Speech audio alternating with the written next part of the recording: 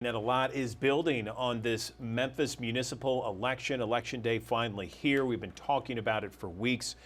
Let's get into that talk with longtime Memphis Flyer political reporter Jackson Baker joining us now on the digital desk. And Jackson, we have talked a lot about this Memphis mayoral election. Tell me how critical you think this election is, not with just the Memphis mayor position, Jackson, but also the council position. I mean, we're talking about a huge impact. Well, you just take the issue of public safety, which has been one of the major issues of the campaign, both in council races and in the mayor's race. There are going to be new attempts to bridle the police forces of Shelby County. That's not only the MPD, but the Shelby County Sheriff's Department. The MPD is particularly going to be depending on what the next mayor decides to do. And, you know, we've heard a variety of plans, most of them pretty vague about that. But one of the issues which the new council will take up is, what do we do about those preemptive traffic stops? One of the candidates for mayor, Sheriff Bonner, has said that he intends to keep arresting people who don't have licenses up to date or who have lights out on their vital lights out on their cars.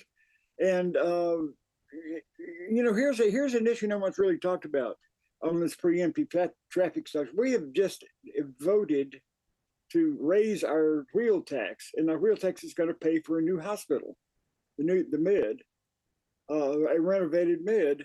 And if we're going to collect some of these fines, we're not going to be able to do that. So there are all kinds of issues that are tied up with what the new council and the new mayor will have to think about.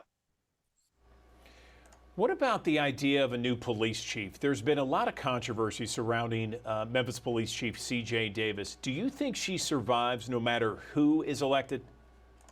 I think she's a pretty good politician. And I think during the forums, when that question was asked of the candidates, will you keep Police Chief Davis? Most of them waffled on that. And I think that they will sit down with her, certainly, and consider alternatives.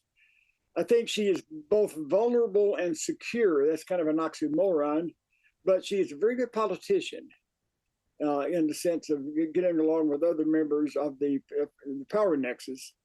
But she's had some issues with the department, no question about it. Tyree Nichols being the outstanding issue, and that was based on a structure that she had instituted that created the what were they called? Not Cobra. That was an old name. But the special forces that were so rough with Tyree Nichols pulled him out of the car and basically beat him to death. That was based on a program that she instituted. So, you know, we'll just see. There's no one way. Depends on who's elected. I don't recall. I think there's one candidate that's still on the ballot who says he would get rid of her, but I don't think he's a leading candidate. Gotcha. So let's talk about those candidates for a minute, Jackson. I mean, we have conventional wisdom telling us that there are four that are kind of the top candidates, Floyd Bonner, Willie Harrington, Paul Young, and Van Turner. Do you see anyone outside of that four with a legitimate chance to win tonight? No, those are the four, and they have been the four for some time. Actually, for most of the last couple of months, it was just two or three, but by now, Van Turner finally mounted his long-delayed surge, and he's up there among the four. But all four of those have kind of dominated such polls have been levied. And right now, considering all the dynamics at work, it's very hard to pick who is going to triumph for that group. There are a lot of factors, including today's rain. The fact is that early voting has so far been tilted toward older voters. That kind of hurts Paul Young, who has a mammoth youth vote, and it helps people like Sheriff Bonner and former Mayor Harrington. And if it rains considerably during the day, that's going to depress turnout, which means that, of course, obviously today's vote is going to be a minority of the total vote. Most of it's already happened with early voting. And if we don't get to 100,000, I think that really helps the older, more established candidates. So there are all kinds of factors that are going on, including what you see when you look out your window.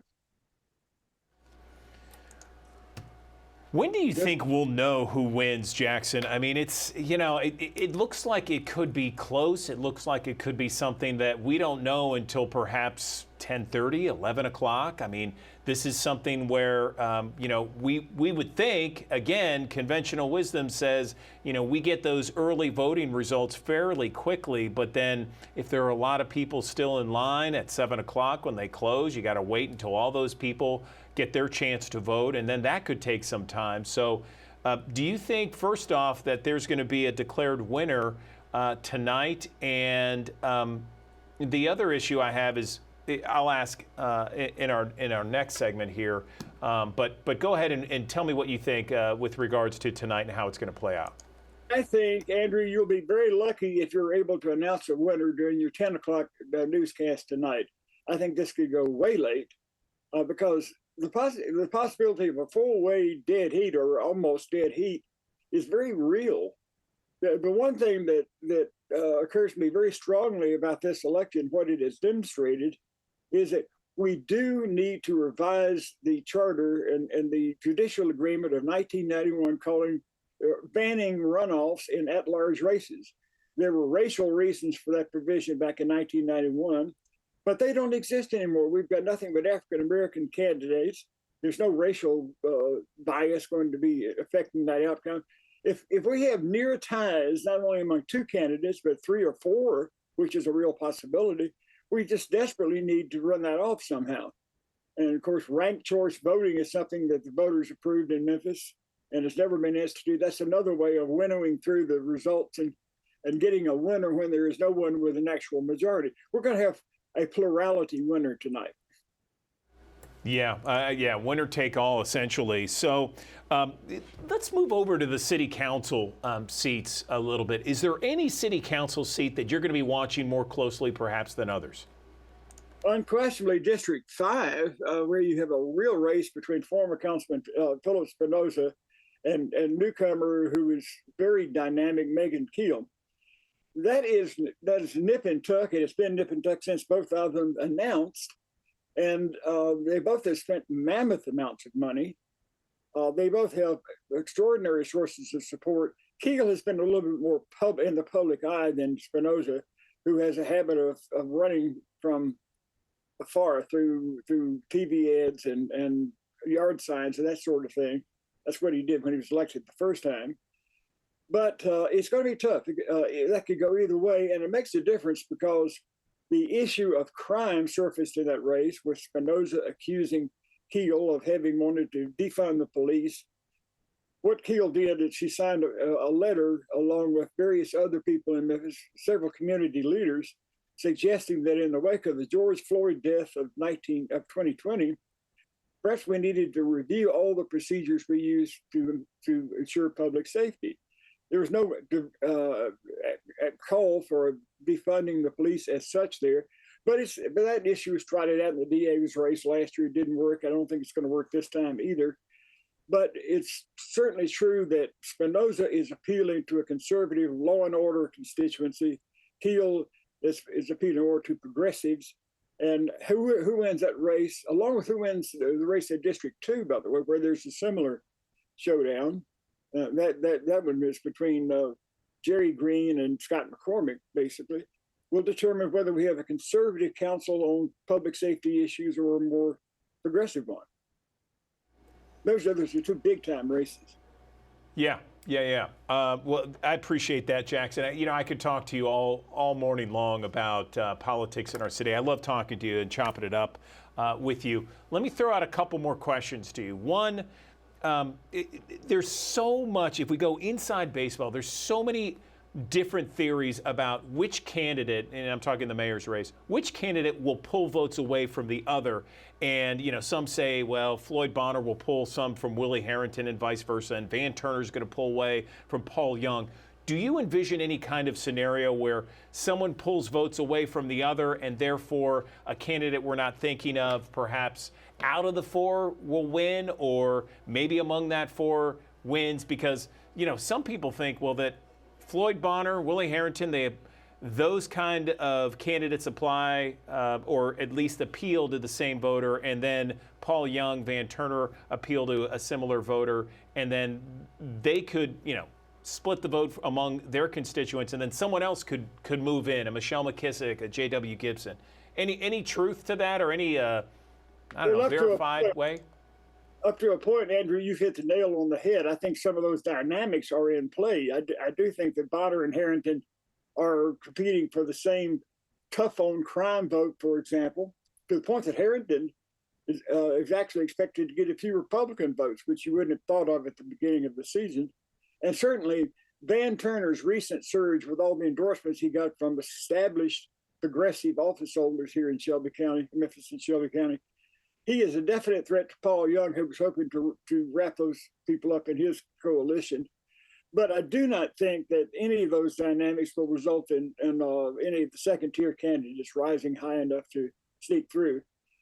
J.W. Gibson tried his darndest to get something established, put a little money of his own money on the line, and never quite got high enough to become a true contender himself. He did kind of threw a few beanballs at a couple of the other candidates, as did Michelle McKissick. But below them, those two, they're in the actual second tier. Everybody else is third tier. There's no chance of any of those folks rising. It's going to be one of the four. And again, all of the four could come into a Gordian knot, just all tied up together. Okay, so of those four, all right, so I asked a number of people over the last 24 hours. I asked them, okay, if you had money on Vegas, all right, and you had to put money on one candidate to win today, who would it be? And you know what I got? I either got a Paul Young or a Willie Harrington.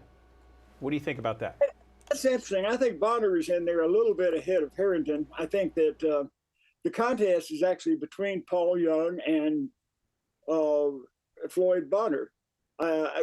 Harrington's always had this sizable block of inner city supporters, and again, as I indicated, it could rise a little bit here in the late days, but it's not as fluid as the votes that Paul Young and Bonner have been counting on.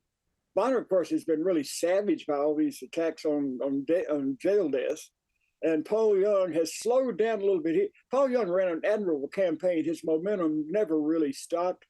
He was never off the clock, and of all the candidates, he ran the best, most seamless effort. But here toward the end, he's kind of worn out a little bit. That's my perception. He's certainly got a lot of effort still going. You go to any website, and his election day ads are all over them. And he's letting people know that he's still there. He still thinks he's in the catbird seat, and he may well be. Now, I forgot the exact nature of your question, but that's an answer to something. No, that's good enough. That's good enough, Jackson. Finally, where are you going to be tonight? Well, I'll probably be bouncing around from headquarter to headquarter once the trend is established. I suspect there are going to be at least two headquarters, maybe three, maybe four, where there will be a lot of watchful eyes because the outcome will be so cloudy and so much in doubt. I'll try to bounce around a little bit, get some color maybe.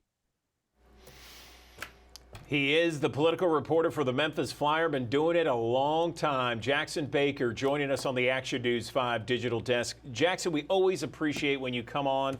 Thanks so very much for your insight and analysis. Appreciate it. You bet.